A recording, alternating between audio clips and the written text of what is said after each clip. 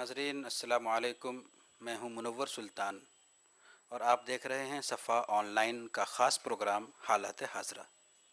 इस वक्त हालात हाज़रा के मौजू पर गुफ्तगू करने के लिए मेरे साथ मौजूद हैं इंतहाई अहम मेहमान, एक मारूफ चेहरा, मिल्ली दानिश्वर जनाब तारिक सिद्दीकी साहब। आज हम बात करेंगे उन होर्डिंग्स के बारे में जो लखनऊ में मुख्तलिफ़ चौराहों पर लगे हुए हैं। हमारे नाज़रीन वाकिफ़ होंगे कि लखनऊ में एहतजाज हुआ। एहतजाज में कुछ दंगे भी हुए, कुछ कशीदगी भी रही। उसके नतीजे में हुकूमत ने एक मौक़िफ़ बनाया कि जो भी सरमाया ज़ाय हुआ है उसकी वसूली की जाएगी कुछ लोगों से जो शरीक थे उसमें, और फिर उन लोगों के नाम बाज़ाब्ता आवेज़ा किए गए हैं मुख्तलिफ़ चौराहों पर।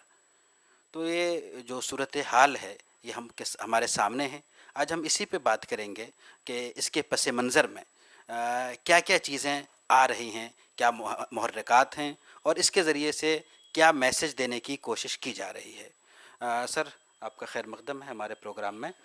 सबसे पहले सर आपका रिएक्शन जानना चाहेंगे कि जो आपने भी देखा होगा चौराहों पे जो होर्डिंग्स लगी है और लोगों के नाम लगे हुए हैं, जाहिर सी बात है कि जिन पे इल्ज़ाम साबित नहीं हुआ है उसको गोया मुजरिम बना के पेश करने की कोशिश महसूस हो रही है। आप क्या कहते हैं?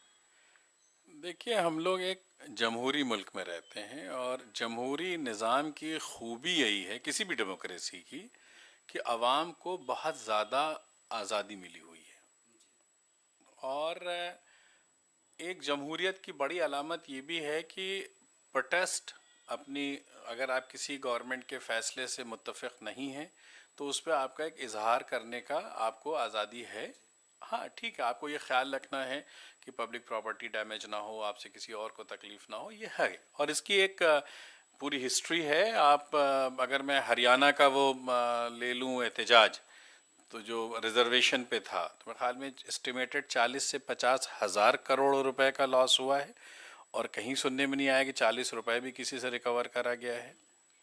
आप उत्तर प्रदेश में मैं देखूं, इससे पहले कि अगर गवर्नमेंट में देख लूं और इस गवर्नमेंट में देखूं, बहुत सारे टीचर्स के मुजाहरे हुए हैं, आशा बहुओं के मुजाहरे हुए हैं।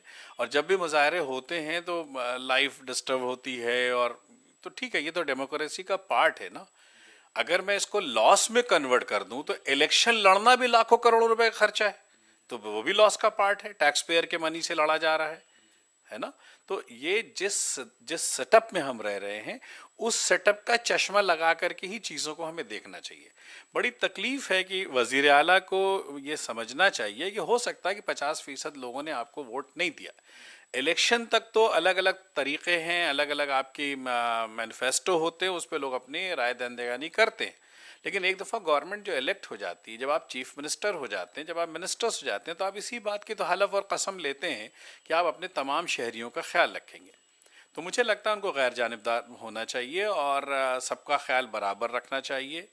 आज मैं अगर इस एहतजाज को, बिल्कुल सही बात आपने फरमाई कि जब अभी तक आरोप है, ये आरोप सिद्ध नहीं हुआ, तो जहां आरोप सिद्ध हो जाता है, जो कुख्यात माफियाज होते हैं, बलात्कारीज होते हैं, उनका आज तक मैंने किसी चौराहे पे इस तरीके से होर्डिंग लगना तो नहीं देखा।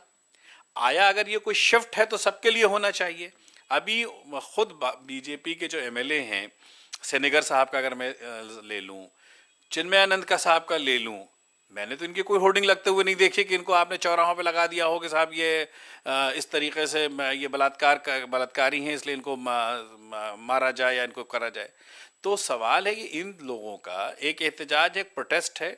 सरकार कहती है कि इन लोगों ने दंगा करा है, डैमेज करा है, जबकि इनका ये मानना है कि एक पीसफुल प्रोटेस्ट कर रहे थे। और इस बात को कोर्ट तय करेगी और कोर्ट में ये, और जो चीज़ आपकी सब जुडिस्ट है, कोर्ट के अंदर है, उस पे तो वैसे भी कोई फैसला आप नहीं ले सकते। और इस बात की हमें उम्मीद थी कि कोर्ट पे अगर कोई जाएगा तो इमीडिएटली सरकार के खिलाफ कोर्ट फैसला करेगी। मुझे बहुत खुशी है कि जहां एक तरफ इस तरीके का रवैया गवर्नमेंट का है, वहीं अदलिया ने सुओ मोटो उसको लिया, किसी को जाने की जरूरत नहीं पड़ी। संडे के दिन बुलाया, इतवार को बुलाया, कोर्ट को खोला। ये मैसेज था, पैगाम था उत्तर प्रदेश के 25 करोड़ लोगों का कि अगर आपके साथ सरकार भी गलत रवैया या दोहरा रवैया अख्तियार करती है तो अदलिया अभी है कि उसका ख्याल रखेगी। और आपने देखा कि फैसला अभी आ गया थोड़ी देर पहले, और उन्होंने कहा 16 मार्च से पहले ये होर्डिंग हटा देनी चाहिए। अगर सरकार को कोर्ट ये इंस्ट्रक्शन दे रही कि होर्डिंग हटा देनी चाहिए, इसका मतलब सरकार का ये फैसला गलत था। और मैं आपके ज़रिए ये बात कहना भी चाहता हूँ कि उत्तर प्रदेश एक 7वें मुल्क की हैसियत पूरे दुनिया में रखता है। उत्तर प्रदेश एक 5-5.5 लाख करोड़ का बजट यहाँ पे खर्चा किया जाता है। 64 लाख रुपए की एस्टिमेटेड रिकवरी, उसमें जिस तरीके से इश्तिहारबाजी हुई है वो मेरे ख्याल में 64 लाख खर्चा हुआ होगा। तो कहीं भी गवर्नमेंट का अगर मैं ये मान भी लूं कि आप एक्सचेकर को डैमेज से बचाना चाहते हैं, मुझे वो मंशा भी नहीं दिखलाई देती कि जितना आप रिकवरी करने का प्लान बना रहे हैं उतना तो आप ऑलरेडी खर्चा कर चुके हैं। तो मुझे लगता है कि ये टैक्स पेयर के मनी से खिलवाड़ गवर्नमेंट को नहीं करना चाहिए। गवर्नमेंट को सारे अपने अवाम को एक तरह से देखना चाहिए। इसी में सूबे की भलाई है, सरकार की भलाई है और लोगों की भलाई है। सर, उसमें कई नाम ऐसे हैं जो सोशल एक्टिविस्ट हैं जिनको हाउस अरेस्ट किया गया था और ये न्यूज़पेपर में बात आ चुकी है। ऐसे लोगों का के फ़ोटोज़ भी उसमें लगे हुए हैं। तो जाहिर सी बात है जो हाउस अरेस्ट थे, जो शरीक नहीं हुए, उनको उन पर भी न सिर्फ इल्ज़ाम बल्कि उनको मुजरिम बना के पेश किया जा रहा है। ये क्या है? देखिए, मैंने आपसे पहले भी कहा कि मामला सब जुडिस है और किसी के ऊपर भी कोई भी इल्ज़ाम लगाने का भी हक इस डेमोक्रेटिक सेटअप में तो लोगों को है।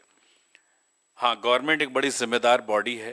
पुलिस का काम है अवाम में एक एतबार को बढ़ाना है, और पुलिस जब इस तरीके की हरकत करने लगती है तो अवाम का एतबार टूटता है, सरकारी मशीनरी पे भी, सिक्योरिटीज़ पे भी और सरकार पे भी। वो बड़ा ख़राब है किसी भी सूबे और किसी भी मुल्क के लिए।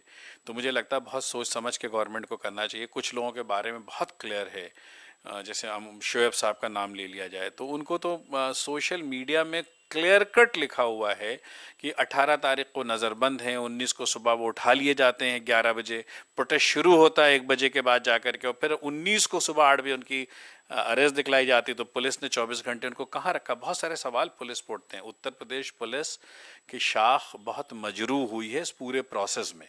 तो ये मुझे लगता है पुलिस को अपनी शाख को रीबिल्ड करना चाहिए। मुस्तकबिल में इस तरह के कोई कदम नहीं उठाना चाहिए। और इसमें भी हमको लगता है कि सरकार का जो अदलिया का फैसला है, देखिए आज मुझे जहाँ तक पता है कि 187 लोगों पे मुकदमे लगे, उसके बाद में 58 लोगों पे मुकदमे लगे ये घंटाघर के प्रोटेस्ट में, और 31 लोग रह गए हैं जिन तक मतलब हो सकता है वो अरेंज ना कर पा रहे हैं। बेचारे बहुत गरीब लोग, बहुत छोटे तबके के लोग उठा लिए गए, पकड़ लिए गए। तो उनको छोड़ के बाकी सबको बेल हो चुकी है, सबके मुकदमे चल रहे हैं। इसका मतलब बाई एंड लार्ज अदालत ने माना है कि ये सब के सब मुलजिम नहीं थे, ये हादसे के शिकार लोग थे। सर, एक छोटा सा सवाल और करना चाहेंगे। कुछ लोग ये कह रहे थे और अभी भी कह रहे हैं कि ये मुसलमानों का प्रोटेस्ट है, लेकिन जब हम इस बैनर पे नज़र डालते हैं तो उसमें कई नॉन मुस्लिम चेहरा हमें नज़र आता है। तो कहीं इस बैनर के ज़रिए से ये खुद ब खुद एक पैगाम तो नहीं चला गया कि जो हम कह रहे थे कि सिर्फ मुस्लिम का है, हालांकि इसमें दोनों शरीक हैं? मुझे क्या लगता है इस वक्त मुल्क की जो हालात चल रही ना, नौजवान तबका हिंदू मुस्लिम सिख ईसाई नौकरी के अभाव में और बिजनेस के अभाव में उसमें अनरेस्ट बढ़ता चला जा रहा है। ये जो सीए है, इस सीए में उसको इस बात की तकलीफ है कि जिस वक्त मुल्क चलाने वालों को, प्रदेश चलाने वालों को इकोनॉमी की बात करना चाहिए, इकोनॉमी को पटरी पे लाना चाहिए, उस वक्त ये सीएए जैसी चीज़ या एनआरसी जैसी चीज़ और एनपीआर जैसी चीज़ एक तरीके से मुल्क को उलझाना, नौजवानों की प्रॉब्लम को ना एड्रेस करना था। ये कहीं से भी हिंदू मुस्लिम का मसला हो ही नहीं सकता, क्योंकि सीए से अगर किसी को तकलीफ होनी है तो गरीब तबके को होनी है, किसान को होनी है, मजदूर को होनी है, उन इलाके में रहने वालों को होनी है जहां हर साल बाढ़ आती है, डॉक्यूमेंट्स बह जाता है, बड़े बड़े जो सेटल्ड लोग हैं उनके डॉक्यूमेंट्स मौजूद नहीं है, कीड़े खा जाते हैं, बहुत सारी परेशानियां हैं आपके, और बहुत सारे लोगों के पास डॉक्यूमेंट है नहीं। तो ऐसी सूरत हाल में डॉक्यूमेंट्स को बचा के रखना, जो जनरेशन आफ्टर जनरेशन लोग यहाँ रह रहे हैं सबको एक लाइन में लग करके अपनी सिटीजनशिप को प्रूफ करना, ये लोगों को तकलीफ पहुंचा रहा है। और लोग में हिंदू हैं, मुसलमान हैं, सिख हैं, ईसाई हैं, बौद्ध हैं, पारसी हैं, नौजवान हैं, बुढ़े हैं, औरत हैं, मर्द हैं, ये पूरे हिंदुस्तानियों का मामला है इन जनरल, बिलखुसूस गरीबों का मामला है।